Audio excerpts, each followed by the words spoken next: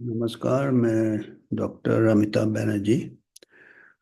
आज का critical thinking में हमारा विषय है कि कई बार हम मैं बहुत पहले एक किताब पढ़ा था थिंकिंग के ऊपर, एडवर्ड डी बोनो का, जिसके किताब सिक्स थिंकिंग हैट्स में मैंने एक सेशन रिकॉर्ड किया था। ये क्रिटिकल थिंकिंग में है। उसका एक और कई किताबें उन्होंने लिखे थे क्रिटिकल थिंकिंग में। तो मेरे को उसका पूरा किताब का नाम तो याद नहीं है, पर एक पैराग्राफ याद है। उस किताब में एक पेज में या एक शायद छोटा चैप्टर था। उसमें उन्होंने एक सवाल किया था रीडर से, जो किताब पढ़ रहा है उससे, कि उन्होंने एक सवाल पूछा था कि मान लीजिए एक आदमी एक लकड़ी का टुकड़ा पकड़ा हुआ है। ऐसे कोई लकड़ी का टुकड़ा, अगर लकड़ी है मान लो, ये ऐसे लकड़ी का टुकड़ा पकड़ा हुआ है और वह छोड़ देता है, तो क्या होगा, किधर गिरेगा जाके? तो अक्सर लोग जवाब देंगे कि जमीन में गिरेगा। वो पकड़ा हुआ है, उसको छोड़ेगा तो जमीन में गिरेगा, लकड़ी का टुकड़ा। तब उन्होंने अगले पन्ने में लिखा था उन्होंने कि ये आप कैसे सोचते हैं कि वो नीचे गिरेगा? क्योंकि जो प्रश्न था उसमें था कि वो लकड़ी का टुकड़ा पकड़ा हुआ है। अब ये नहीं बताया था कि वो जमीन के ऊपर खड़ा हुआ है या पानी के नीचे खड़ा हुआ है। अगर वो डीप सी डाइवर हो, अपना वो पहन के अंडर वाटर चला गया हो और वहां पे वो लकड़ी पकड़ा हो, छोड़ दे, तो ऊपर जाएगा लकड़ी पानी में। जमीन में होगा, खड़ा होगा, अगर आदमी जमीन में खड़ा होगा तब लकड़ी जाके नीचे गिरेगा। तो दोनों ऑपोजिट हो सकता है। और एक और चीज हो सकता है कि मान लो वो स्पेस में है जहाँ ग्रेविटी नहीं है, ऊपर कोई स्पेस शिप में है जहाँ पे ग्रेविटी नहीं होता। आपने देखा होगा ऐसे जो एस्ट्रोनॉट है वो ऐसे ऐसे जहाँ है वहीं लटके रहते हैं। और तो वहां पे लकड़ी छोड़ेगा तो वो अपनी जगह ही रहेगा क्योंकि ग्रेविटी नहीं है।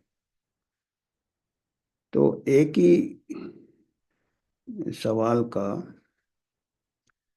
तीन आंसर हो सकते हैं। पर उसके लिए हमको उसका बैकग्राउंड पूछना है।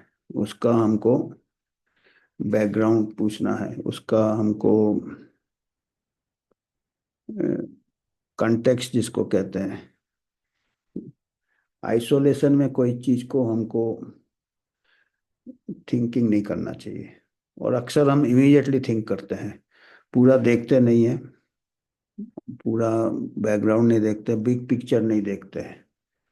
और इसलिए हम ये हमने देखे हैं, हमने आजकल मेडिसिन में भी बहुत हो रहा है कि पेशेंट आता है, उसको बात ही नहीं करते उससे, सीधा उसको मशीन के अंदर डाल देते हैं। Ultrasonography, sonography, MRI. हो सकता है उसको बीमारी का ये उसके जॉब में हो सकता है, उसके घर में हो सकता है, उसके जहाँ रहता है सराउंडिंग में हो सकता है। उससे कई बार क्लू मिल जाता है।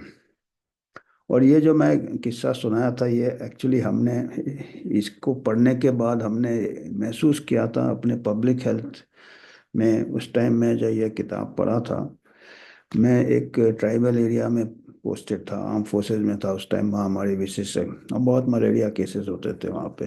तो कई टाइप के ट्रायल्स चल रहे थे। तो हमने एक एक्सपेरिमेंट भी किया था उस टाइम। नया नया वो आया था। वो गेट्स फाउंडेशन ने मच्छरदानी बांटे थे बहुत दूर दूर तक, कंट्रोल मलेरिया। गेट्स फाउंडेशन ने बांटे थे मच्छरदानी, इंसेक्टिसाइड इम्प्रेग्नेटेड, माने एक प्रकार का मच्छर का दवाई आप वो मच्छरदानी को उसमें भिगो देते थे, फिर सुखा लेते थे, और वो मच्छरदानी में कई महीने तक दावा था कि वो मच्छर नहीं आएंगे। जैसे हम मच्छरदानी भी लगाते हैं, कई जगह हम लोग लगाते हैं मच्छरदानी, तो रात को उठते हैं तो मच्छर घुस जाता है, बीच में पानी पीने के लिए उठते हैं या वॉशरूम जाने के लिए, और वो फिर अंदर घुस जाता है, तो वो मच्छरदानी का एफिकेसी काम नहीं करता। दूसरा है कि ये मच्छरदानी में ऐसा कीटाणु मारने का दवाई था, पायरिथ्रम, डेल्टामेथ्रिन दिया था, जो कि रिपेल कर देता था मच्छर को, और मच्छर बैठ भी जाता था तो मच्छर उससे ये हो जाता था, घायल हो जाता था या मर जाता। इंसेक्टिसाइड एक्शन भी था और रिपेलेंट एक्शन भी था। तो उसका ये था, गेट्स साहब ने काफ़ी प्रमोट किया था, गेट्स फाउंडेशन ने भी उसका, तो गेट्स फाउंडेशन का, कि मच्छरदानी आप दे दो। और बहुत उसका जितने भी हाईली मलेरियस एरिया थे वहाँ मच्छरदानी बांटे गए, लोगों ने विस्तार से वितरण किया उसका, डिस्ट्रीब्यूट किया नॉर्थ ईस्ट में, उसमें उसमें जहाँ पे कि मलेरिया कंट्रोल हो जाएगा।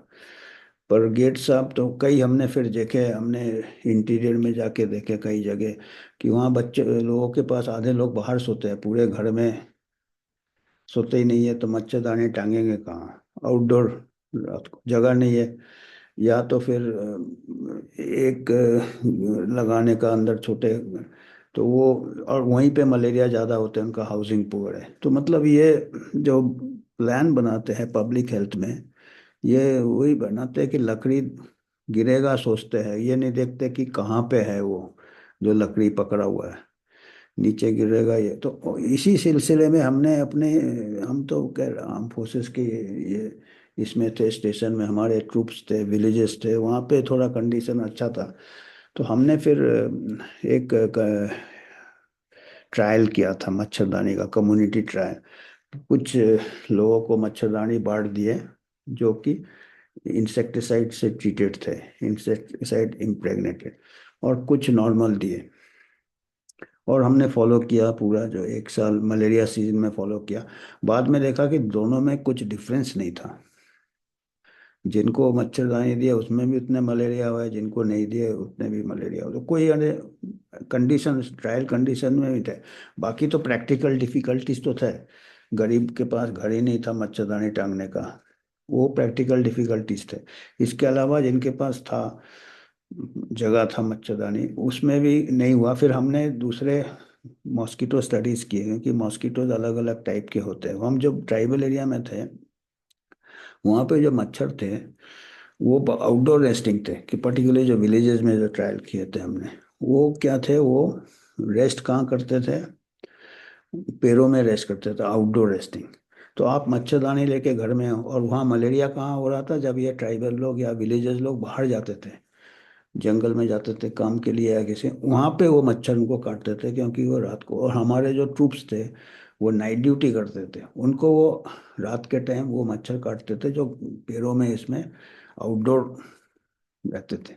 तो ये तो काम ही नहीं करेगा ना। तो कितना, मतलब ये सिंपल चीजें हैं जो आप, एक ये जो डी बोनो ने दिया क्रिटिकल थिंकिंग, इसका हमने प्रैक्टिकल एप्लीकेशन देखा, फिर हमको लगा क्यों नहीं। फिर हमने जब ये डॉट्स को कनेक्ट किया, सब चीज़ों को हमने मिलाया, तब पता चला है मच्छर तो बाहर है, हम यहाँ पे मच्छरदानी इधर लगा रहे। और कुछ लोग तो गांव वाले मच्छरदानी से मछली पकड़ते थे। तो मतलब ये अगर थिंकिंग हमारा प्रॉपर नहीं हो तो हमारा मेजर्स इफेक्टिव नहीं होता। और इसीलिए जो एक जगह बैठ के गाइडलाइन बना रहे हैं, ट्रीटी बना रहे हैं, वन हेल्थ बना रहे हैं, नहीं होता है वन हेल्थ। थ्योरी में ठीक है, तो हमेशा बहुत सिचुएशन चेंज हो जाता। हमारे देश में अलग टेरेन है, अलग क्लाइमेट है, उस हिसाब से हमारे जो डिजीज कॉजिंग मच्छर है ये है, उनका बिहेवियर भी अलग है। तो ये सबको मिला के हमको देखना चाहिए कोई प्लान बनाते टाइम, तभी हमको करेक्ट जवाब मिलेगा। ये सिंपल सा चीज है, ये डी बोनो का, ये उस टाइम में ये मच्छर वाला ट्राइबल मलेरिया में था। और उस टाइम मैंने ये कनेक्ट कर पाया कि देखिए उसने कहा था ये, और मैंने इसके ऊपर पेपर भी लिखा था। इसकी के इसी के जो हमने शोध किया था ये, कम्युनिटी ट्रायल किया था, और ये क्रिटिकल थिंकिंग का। तो मैं वही अभी देख रहा था कि अभी ये सब सिंपल चीजें हैं इसमें, पर ये कितना इसका, ये तो उसने डिबोनो ने बोला है, ये हम सोचेंगे चलो बहुत अच्छा है, ये क्विज है, किसी को आंसर करने में अपन क्विज प्रोग्राम खेलते हैं कि ये जवाब, पर इसका प्रैक्टिकल एप्लीकेशन हमने देखा है। और रोज अगर आप सोचेंगे तो आप अपने इसमें भी, चाहे वो इंडिविजुअल पेशेंट को आप ये कर रहे हो, ट्रीट कर रहे हो, कई बार उसके इससे पता चल जाता है, उसके पूरा अगर आप थोड़ा कंटेक्स्ट देखोगे, बिगर पिक्चर। और पब्लिक हेल्थ में तो बहुत इम्पोर्टेंट है, आपका सराउंडिंग क्या है, ये कहाँ है, और उसके जो डिजीज के ये क्या है, उसका ऑक्यूपेशन क्या है, ये क्या है, वो सब देख के अलग अलग टाइप से अलग अलग ये होता है। तो हमने सोचा आज छोटा सा ये सेशन रखते हैं, मेरे को अचानक याद आया तो मैंने आज बात किया इसके ऊपर। धन्यवाद।